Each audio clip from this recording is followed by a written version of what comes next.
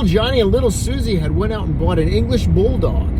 Well, the one thing about them is they're notorious for snoring. But one day, little Susie just couldn't take it anymore, so she goes to the vet and asks the vet what she should do, and he tells her, well, if you take a little string and tie it around the sack of the dog, he'll quit snoring.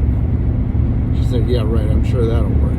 Well, a couple nights go by, and she's laying there in bed, and she just can't take it anymore. The snoring is just terrible, so she gets up, and the only thing she could find was a little red ribbon. She takes that red ribbon, and she ties it around carefully, and the snoring stops. She's like, oh my gosh, this is great.